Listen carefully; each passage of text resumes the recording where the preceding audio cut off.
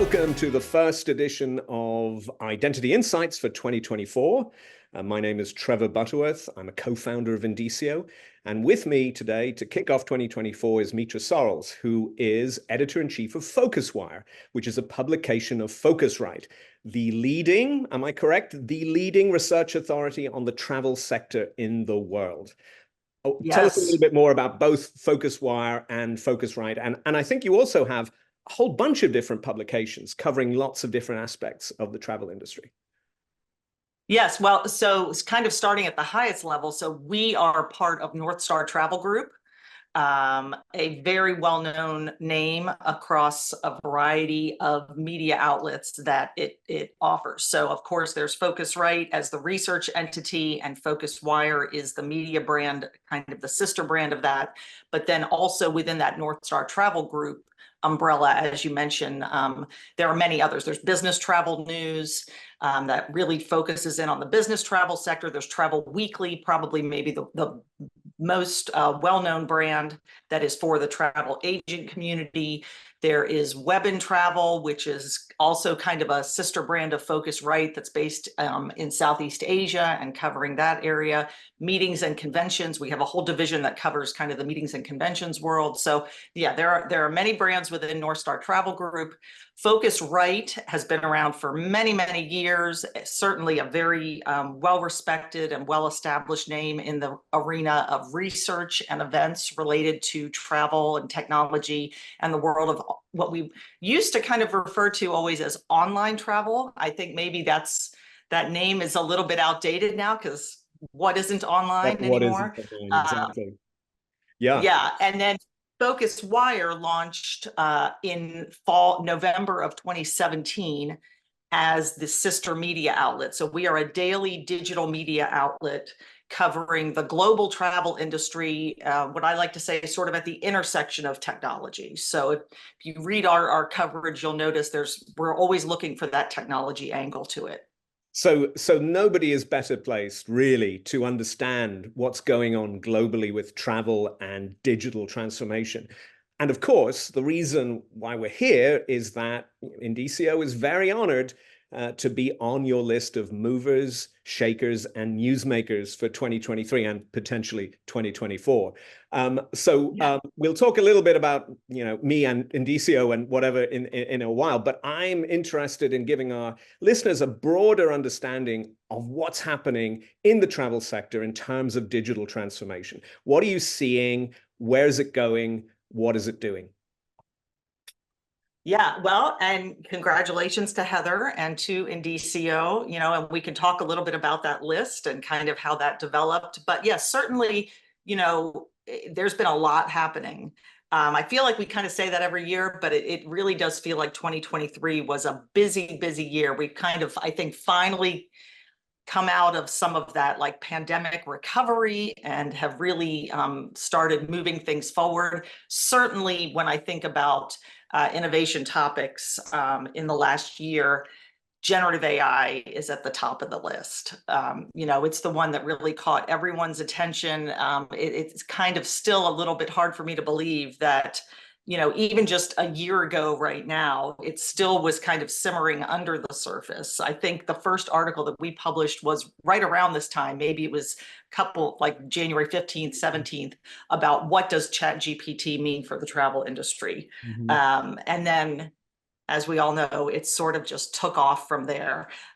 So certainly, when I think about innovation and what's happening in that space and its intersection with travel, the use of artificial intelligence and what that's going to look like in the coming year, and how we're going to see travel companies using it both internally to add efficiency to their operations, to operate smarter, is one piece of it. And then how we're going to see them using it in a more customer-facing way for the companies that do have a customer-facing piece, I think is going to be really interesting. Yeah. So how are, say, travel consumers seeing AI or generative AI in operation now? Is it through voice assist? Is it through what's the impact on the actual customer right now? Yeah, so it's interesting, and we kind of saw a mix last year around this time, and in the first quarter of 2023, of some companies really jumping in quickly and trying to get out front and say, "Look what we're doing," and then others that took a bit more wait and see approach. So we saw Trip.com. Based in China, I think was one of the first companies that we knew of that integrated the kind of chat GPT functionality into its app. Then we had Expedia and Kayak that immediately came out quickly with plugins when those became a thing. I think that was in February. Then Expedia added it into their app. Then we've had Make My Trip do some things. TripAdvisor held back a little bit. They really got involved. We started to hear more over the summer. Of course, obviously that work had been happening and developing for months, but their kind of public announcement was in the summer about using generative AI to help with trip planning and to help with digesting all of the content they have. And, it's still early days, but we are starting to now get to a point that we're hearing some results. We heard TripAdvisor CEO Matt Goldberg on their Q3 earnings calls, which was the last one we've had at this point, talk about how they're seeing a lift in revenue and in activity from some of the consumers that are using the generative AI functionality. And I think we'll start to hear some more results for sure coming out. And survey-wise, I was just going to add, survey-wise, there have been some very early consumer surveys about willingness to use generative AI tools, and there definitely seems to be an interest and a willingness. Yeah, I was actually struck by the Euromonitor report that 29% of consumers would be happy to use sentiment analysis to prompt them on trip ideas, which is kind of mind-blowing. I'm not without sort of privacy and security issues, which of course is where digital identity comes in. But hold on to that for a moment. So one of the other categories besides AI that I was struck by, and maybe not being, this is somewhat maybe unfamiliar to the sort of general tech audience, is new distribution capability. So what exactly does that mean, and how are we seeing it change travel? Well, so that phrase, news distribution capability, is the IATA standard that has been around now for several years. And really, 2023 was a big step forward in what we are starting to see happening with what is most commonly called NDC. So American Airlines was really the one in the headlines early last year, as it removed a lot of it. I think it was 40% of its lowest fares from non-NDC channels or non-direct channels. And so there's certainly been a lot of movement in that area. There's a lot of debate. Some of the traditional travel management companies and business travel tools maybe haven't been as happy with it, but we just actually had some data from Amtrav, which is one of the business travel companies that has provided NDC connection, and they have shown some clear evidence of lower fares that are only available through those channels. So I think we'll definitely see more activity in that space. Okay, so just let me step back a bit. So NDC is a way for travel, like for airlines to do direct booking. Is that what I'm understanding? It's enabling a more direct booking and direct connection. Okay. Rather than going through the traditional distribution channels. It bypasses some of that and creates a more direct connection, and creates, the proponents would say, a better functionality for the consumer and the ability to change a booking and to cancel a booking and to deal with travel credits and all of that in a much more efficient way. Yeah, got you. Interesting. Hospitality tech, what are we seeing there? That's another area that I think there's a lot of activity, and we're going to see that continue to accelerate in 2024. It's this idea of kind of getting beyond the bed, if you will. It's a shift in mindset that I think is taking place, and it is a shift in the back-end technology systems that power hotels to enable them to be able to think about driving revenue in a variety of creative ways. So for example, a downtown urban hotel that possibly has a parking lot that maybe is not being used. If you think about it nowadays, a lot of people don't rent cars anymore. When they're coming into the city for a meeting, they're taking Uber from the airport. That parking lot could be sitting empty. But wow, wouldn't that parking lot be a great revenue driver for people that might be coming into the city that aren't staying at the hotel, that are coming in for sightseeing and need a place to park? Yeah. So why can't a hotel monetize its parking lot to non-hotel guests? Or why can't it monetize its lobby to be able to offer it almost like a shared workspace, Well, funny you even should for non-hotel guests? funny So all of funny you should say that, because I was just in 70 Barcelona, which has the most amazing lobby as a workspace, and I almost didn't want to leave the hotel. So you're saying that sort of recognizing that they have facilities, they have spas, they have weight rooms, they have bars and restaurants, and expanding, using digital technology to expand those services, especially in sort of downtimes during the year. Is that what is it? right. Yeah, and I think as we talk about it, and anyone hearing this probably thinks, wow, that makes so much sense. Why is that a big deal? The big deal, or the part of the issue, is the systems that hotels use are not built for this as of right now. They are built around booking a room for a night with a check-in at 3 p.m. and a checkout at 11 and all this. So another part of that is allowing people to book a room. What if you're willing to pay a different rate to be able to check in at 9 a.m. and you want to check out the next day at 3 p.m. Just a lot more creativity in the way hotels are able to offer what can drive revenue for them. So your other big category is sustainability. Yeah.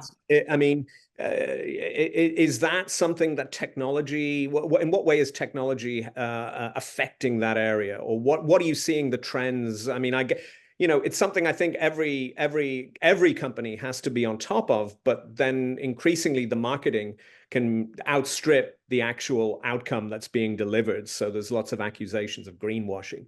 What did you see in 2023? Yeah, it's interesting. I mean, certainly this is a topic that is, it seems like more and more top of mind in the headlines. Everybody's trying to figure out what to do with it, how to solve issues related to the environment and sustainability. I think the desire and willingness is really there very broadly to try to do right. We still haven't exactly figured out how to do that. And, some interesting research actually that just came out of our colleagues at PhocusWire's that relates to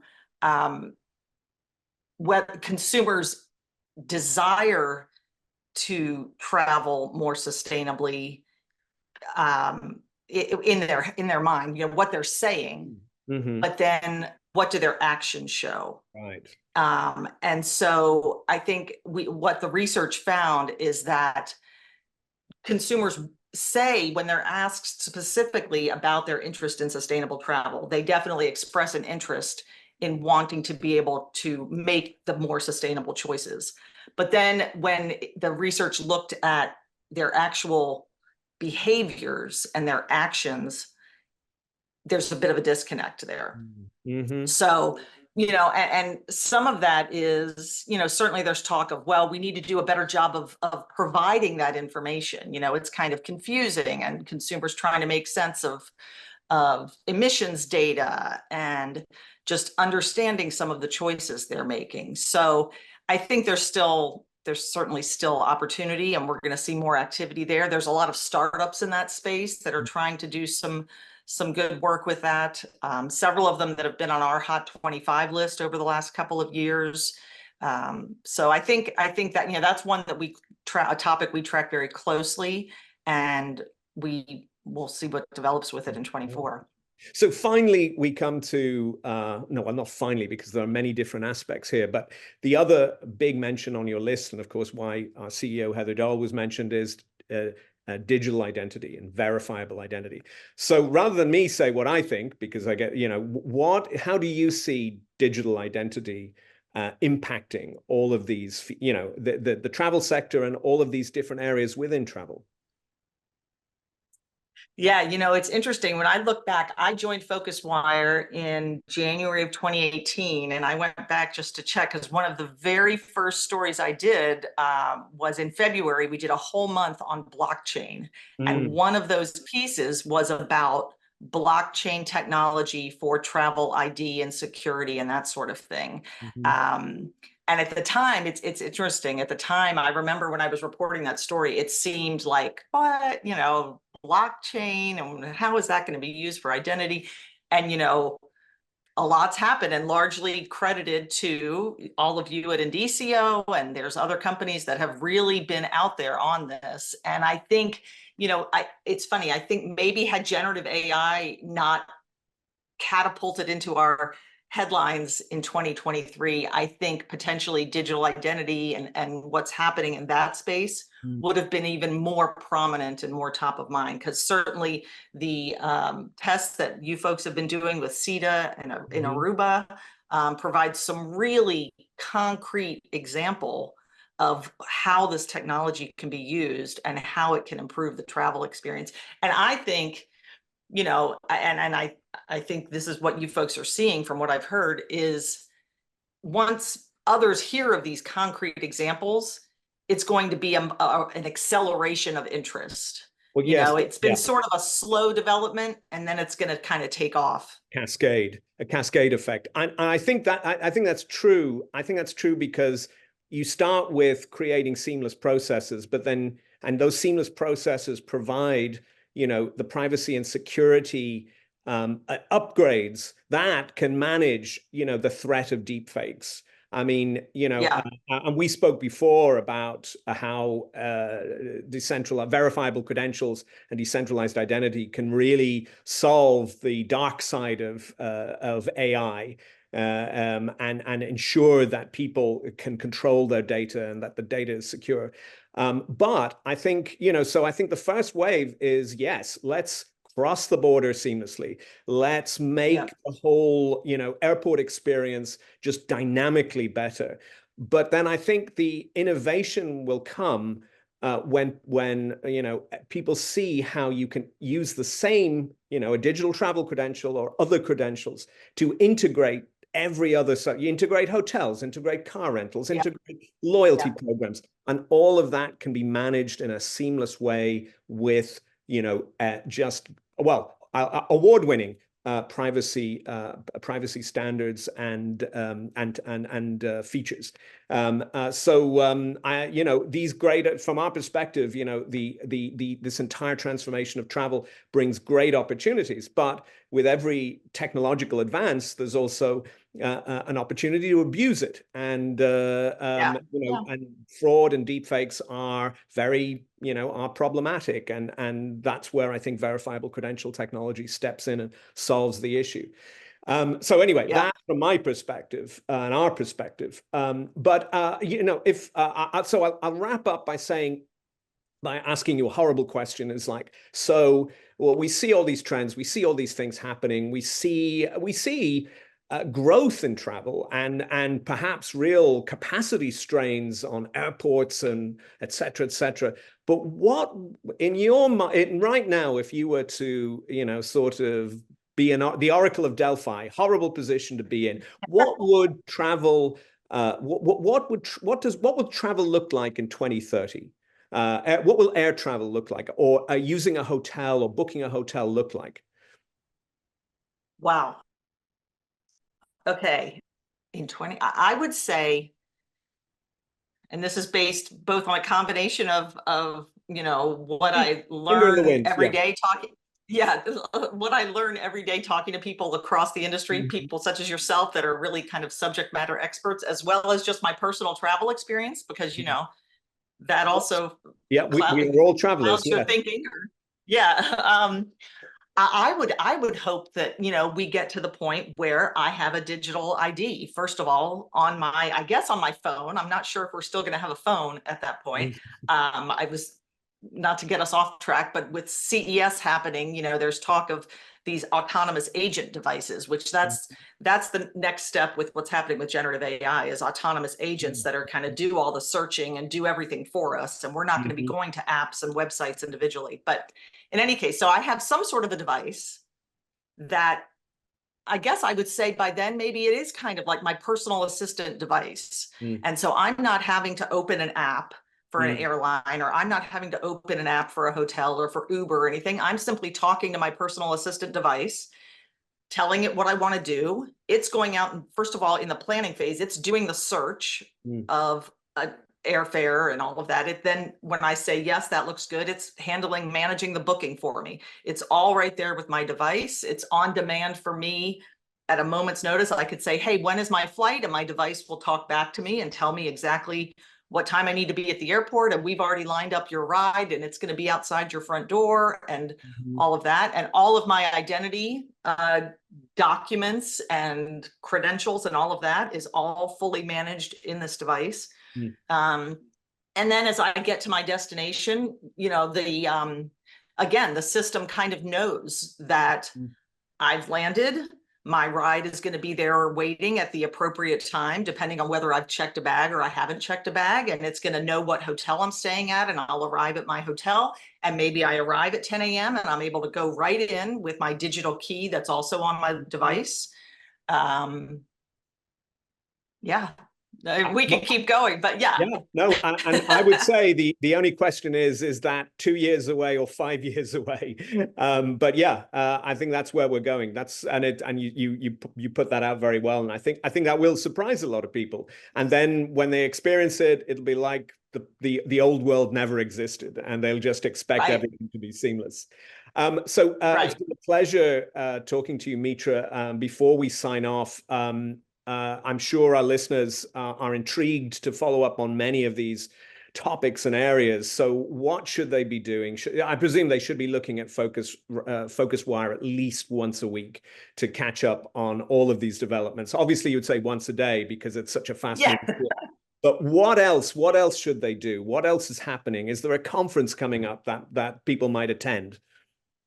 Absolutely. Just a couple things I would quickly mention. First of all, certainly PhocusWire, we have a daily e-newsletter that you can subscribe to. The link is on our website. Get that drop in your inbox every morning, and it's there for you to look at. Certainly, we encourage people to follow us on LinkedIn. We do post a lot of our content on there. And then as far as event-wise, of course, we have the next Focusrite event, which is coming up June 10th through 12th in Barcelona. We were in Barcelona last June for the first time, and we'll be back there this summer. That's an amazing city, and it was a great venue. Yeah, I love it. It may be one of my favorite cities. It was wonderful. And that is a really, really great event. And we will be talking about every topic that you and I have discussed today. So as part of that center stage content. For sure. We we bring in all the top experts, and it's a very high level event, but we'll be talking about hospitality technology, what's happening in the airline space with NDC. We'll be talking about sustainability, digital identity, certainly generative AI. So yeah, it's a great and fantastic networking too. I can't miss the opportunity to say that. We have a lot of fun, and it's a great event. Thank you so much for your time, Mitra, and your insights. I'm sure our listeners will really appreciate it. And that's it for this first edition of Identity Insights. And we'll see you on the next show. Bye. Thanks so much for having me.